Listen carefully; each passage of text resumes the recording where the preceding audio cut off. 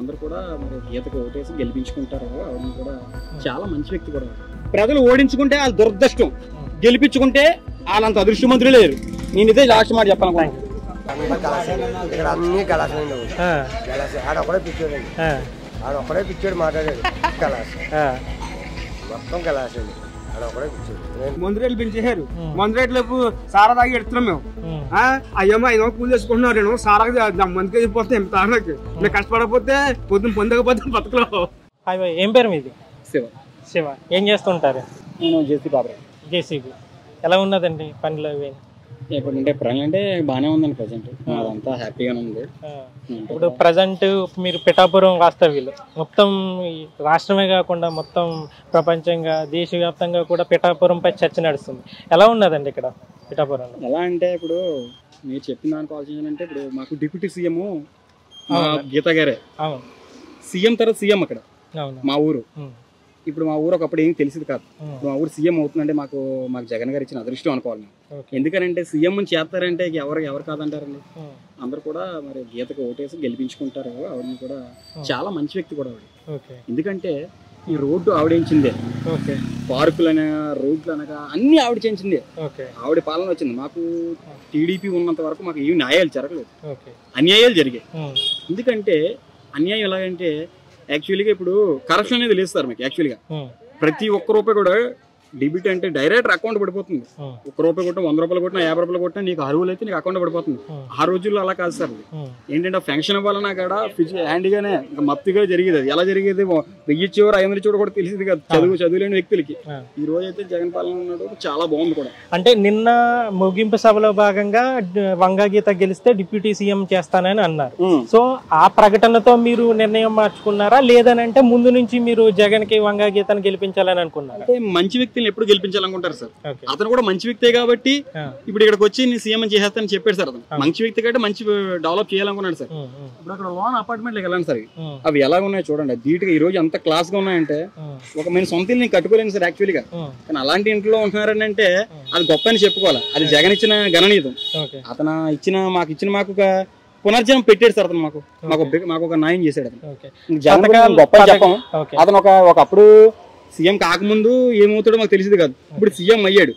CM అయిన తర్వాత మేము చేస్తానో చూస్తున్నాడు. ఇప్పుడు అమ్మఒడి కానీ, చేయూత కానీ, ఆసరా పెన్షన్స్ కానీ, తర్వాత ఇది డ్వాక్రా మహిళలకు కానీ, ఆ నాడు నేడు బళ్ళు కానీ, ఒకటే సంక్షేమ పథకాలు చెప్పడానికి నాకు గుర్తే లేవు. అన్ని చేశాడు. నేను 2014 ఆ ఏమో చంద్రబాబు గెలిచి నువ్వేం చేసావరా అంటే నేను ఒక్కొక్క ప్రతికి నేను చెప్పలేను. ఎందుకు చెప్పలేను అంటే అది గుర్తులేదు, మాకు లేవు. ఇంకా చేతి చెప్తాను, నీ చేతి చెప్తాను. ఇప్పుడు మా అమ్మకి చేయూత వస్తుంది, ఆసరా పెన్షన్ అంటే డ్వాక్రా వాళ్ళు డబ్బులు వస్తాయి. పెన్షన్ ఇంటికి డోర్ డెలివరీ డైరెక్ట్ మా వాలంటీర్ మా ఇంటికి వచ్చి తలుపు కూడా మరి ఇస్తారు. అంత రేషన్ ఇంటికే రేషన్ వచ్చేస్తుంది. ఇన్ని మంచి జరుగుతున్నాయండి. ఇన్ని జరుగుతున్నప్పుడు ఇంకా మాకు వేరే నాయకులు అవసరం లేదు సార్. మాకు అంటే ఇప్పుడు ఇన్ని పథకాలు మంచి జరుగుతున్నాయి అని అంటున్నారు. ఇప్పుడు దానికి ఇప్పుడు తెలుగుదేశం ఇప్పుడు ఉమ్మడి కూటమి అభ్యర్థులు ప్రకటించిన మేనిఫెస్టోలు కూడా దీనికి మించి ఉన్నాయి కదా, వాటి వైపు మొగ్గు చూపరంటారా సార్? ఇన్ని హామీలు 14 సంవత్సరాలు 15 సంవత్సరాలు సీఎం చేసి అప్పుడు చేయలే హామీలు ఇప్పుడు ఎందుకు సార్? అది ఏమన్నా మొన్నగాకనండి వచ్చిన జగన్ లాంటి కొత్త వ్యక్తి. అతను చిన్నప్పటి నుంచి సీఎం చేశాడు కదా సార్. అతను ఎన్టీ రామారావు అప్పుడు పక్కన తిరిగిన వ్యక్తి ఈ రోజు కొత్తగా వచ్చి జగన్ చేస్తానంటున్నాడు అంటే జగన్ కాపీ చేస్తున్నాడు కదా సార్. జగన్ కాపీ చేసి బతుకుతున్నాడు కదా అతను. అది కరెక్ట్ కాదు సార్. అది అతను రియల్ గా చేయండి. ఇప్పుడు కూడా ఏ పథకం పెడతామంటే స్కిల్ డెవలప్మెంట్ చేస్తామంటే తేన అంటాడు, జన్మభూమి గడ్డలు పెడతామంటే పెట్టనంటాడు, రక్త పనులు అయితే ఏం తేనా ఏం వద్దన్నాడు. గవర్నమెంట్ నాకు ఏ పథకాలు వద్దండి, ఏం తేనా పాత ఏం తేనా, అమ్మఒడి ఉంచుతాను, తర్వాత చేయూత చేస్తాను, అంబులెన్స్లు పెంచుతాను, పెంచుతాను, ఏ చెప్తాడు. వాలంటీర్లు ఉంటారు, సచివాలయం ఉంటారు. ఇన్ని వ్యవస్థలు ఎవరు పెట్టారు సార్? జగన్ గారు ఇచ్చారు కదా సార్. ఆయన పెట్టాడు. వైఎస్ రాజశేఖర రెడ్డి ఆరోగ్యశ్రీ రేషన్ అదే అంబులెన్స్ అలాగే పెట్టాడు. ఇవి వాలంటీర్ సచివాలయం కూడా అలాగే ఉంది సార్.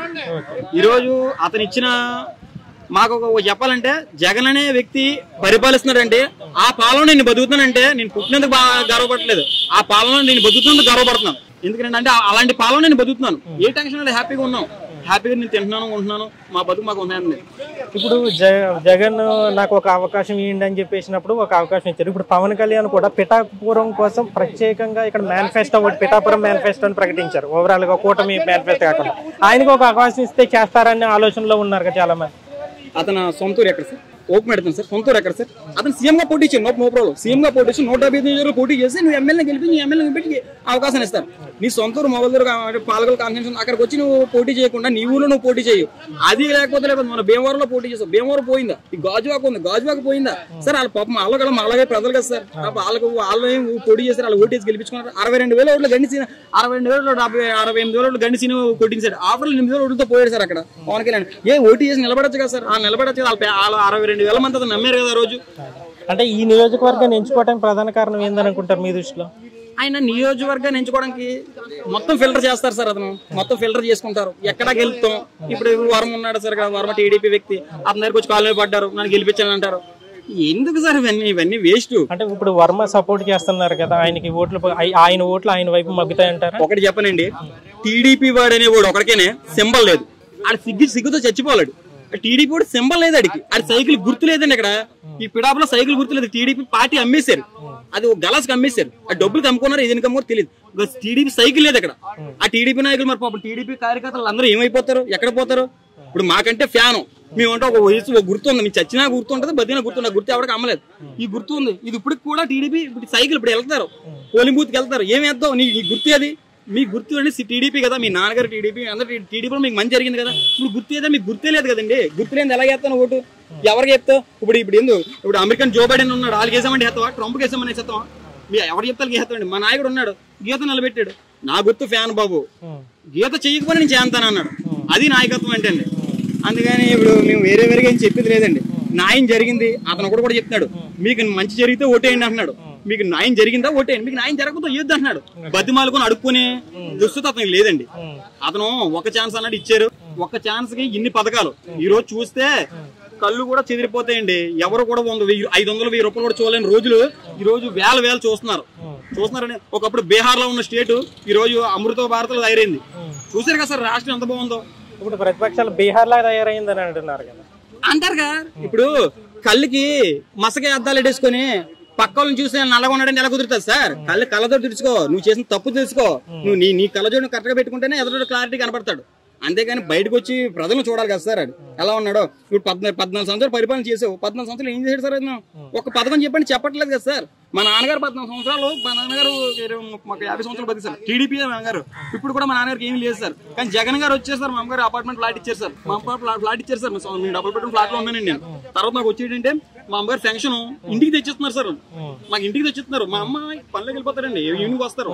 ఈవినింగ్ వచ్చిన నైట్ వచ్చిన రాత్రి 10 గంటలకు వచ్చినా సరే వాలంటీర్లు వ్యవసాయం మెచ్చుకొచ్చాను, ఇంటికి వచ్చి డబ్బులు ఇస్తున్నారు.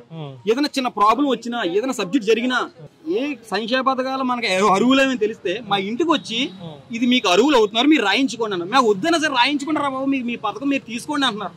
రైస్ బండి మూటలు, పెద్ద మూటలు 20 కేజీలు 30 కేజీలు నేను ఉండి కంపెనీలో ఉంటాను. మా అమ్మగారు తేలాపోతే ఇలాంటి బతుములు అడుగుని తెప్పించుకున్నారు. ఈరోజు రైస్ బండి మీ ఇంటికి వస్తుందండి, మీ ఇంటికి తెచ్చి మీ ఇంటి ముందు పోసి చేస్తున్నాడు అతను.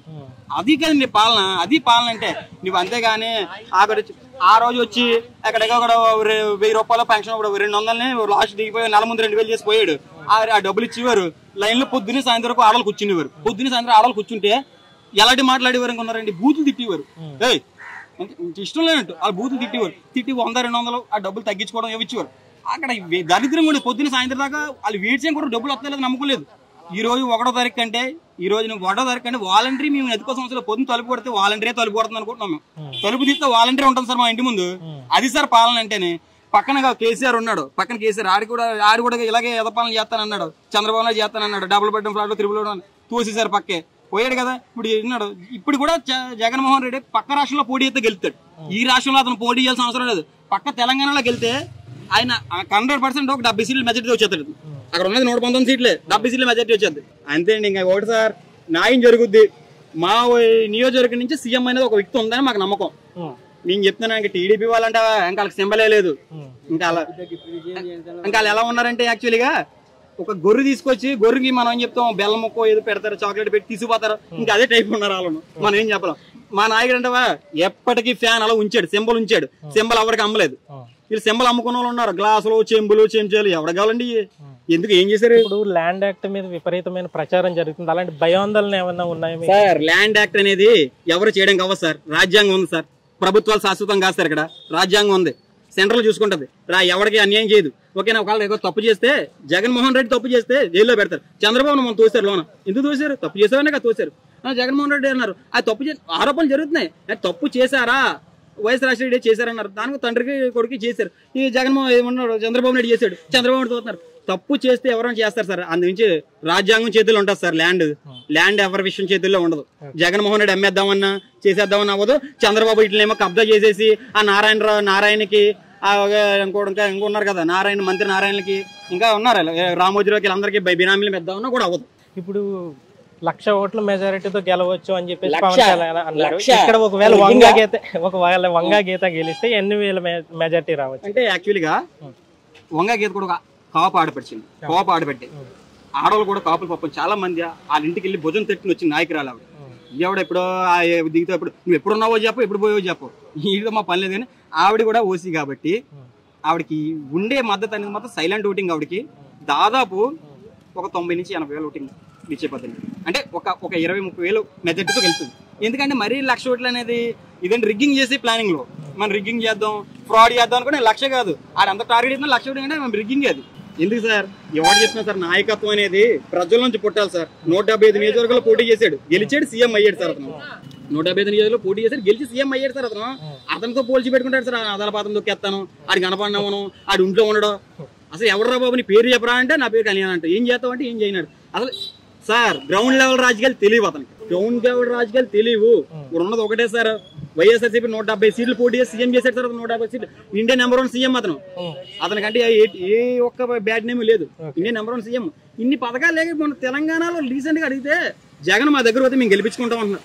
కేసీఆర్, రేవంత్ రెడ్డి వాళ్ళందరూ ఎందుకు మంచారు? జగన్ వెళ్ళి ఒక పోటీ చేస్తే ఇంకా మద్దతు ఉపయోగించుకున్నారు. కానీ అలాగని మీ జగన్ తెలంగాణలో పోటీ చేస్తారంటే ఈసారి గెలుస్తాడు సార్ అతను. కానీ జగన్ గారు చేయరు. ఎందుకంటే నాకు రాష్ట్రం నా చాలు, నేను ఇంత బడ్జెట్ ని మొదలు 14 చాలు, నా 13 జిల్లాలు నాకు చాలు, నేను వీటిని డెవలప్ చేస్తాను, ఇది నాకు చాలు అన్నాడు. చేశాడు, చూపించాడు. అతను ఒక తీరైన నీటిలో ఉన్నాడు. ఇచ్చిన మాట నిలబెట్టుకున్నాడు సార్. అతను మాట తప్పితే ఓటు వేయద్దు అన్నాడు. మరి మాట తప్పలేదు, ఓటేయండి. ఇంకొందరు ఉన్నారు సారాల బిర్యానీ ప్యాకెట్లు 3 రోజులు దొర్లించేస్తే చాలు మమ్మల్ని అనుకునే వాళ్ళు ఎలాగైనా ఉంటారు. కానీ మేము చచ్చినా బతికినా మేము వైఎస్ఆర్ కండువా కప్పుకొని చచ్చిపోతాం. వైఎస్ఆరే మా పార్టీ. దేనికైనా మా జగన్ గారి కోసం మేము ఏదైనా ఇస్తాం. ఎందుకంటే మాకు న్యాయం చేశాడు సార్. ఇప్పుడు నేను చచ్చిపోయినా సరే మా అమ్మగారు ఆ ఇంట్లో ఉంటారు సార్. నాకు ఆ ఇంట్లో ఉంటారు. ఎందుకంటే మా ఇల్లు ఉంది, మాకు ఇచ్చాడు అతను. కడీసో నువ్వు ఫ్లాట్లు అంటే చాలా మంది అపార్ట్మెంట్లు చంద్రబాబు నాయుడు కట్టాను. కడితే ఎందుకు ఇవ్వలేదు? ప్లానింగ్ అమ్మేద్దామన్నా, వేరే వరకు అమ్ముకుందాం, 2 బెడ్రూమ్లు 6 లక్షలు 5 లక్షలు అమ్ముకుందాం అని చెప్పి ప్లాన్ చేశారు. జగన్మోహన్ రెడ్డి వచ్చాడు, వద్దు బాబు మీ డబ్బులు నాకు వద్దు అని చెప్పి 0 రిజిస్ట్రేషన్ సార్. ₹1 కూడా తీసుకోలేదు. 0 రిజిస్ట్రేషన్ చేస్తే సార్ అక్కడ మన మున్సిపల్ ఆఫీస్ లో నేను చూసాను సార్. 0 రిజిస్ట్రేషన్ చేసి నాకు ప్లాట్ చేతిలో పెట్టారు సార్. అది సార్ ఇంకెంతకంటే మా పాలనలో ఒకటి సార్, ప్రజలు ఓడించుకుంటే వాళ్ళ దురదృష్టం, గెలిపించుకుంటే వాళ్ళంత అదృష్టమంతులు లేరు. నేను ఇదే లాస్ట్ మాట చెప్పాలనుకున్నాను. అంతా కళాశాల ఇక్కడ అన్ని కళాశాలండి. ఆడొక్కడే పిచ్చోడండి, ఆడొక్కడే పిచ్చోడు మాట్లాడాడు. అయితే మరి మీరు మాట్లాడగలరు, బ్యాలెన్స్ అవుతుంది మరి. మొత్తం కళాశాలండి ఇక్కడ. ఆడొక్కడే పిచ్చోడు. ఏంటి లైక్ అడ్డద్దులే మనం ఇచ్చాను, మనం చేసాను. చెప్పండి. ఏదో మాట్లాడాడు అలకట్టంగానండి. ఆడ పిచ్చోడు. మాకు 2